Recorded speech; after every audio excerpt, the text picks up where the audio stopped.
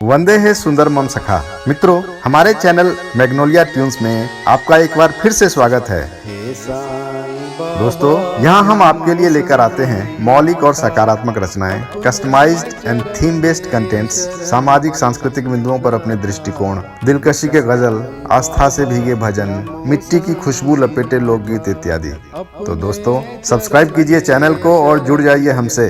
और हाँ, यदि आप किसी विशेष टॉपिक या थीम से रिलेटेड कविता या कंपोजिशन चाहते हैं तो कमेंट सेक्शन में अपने रिक्वायरमेंट पोस्ट करें।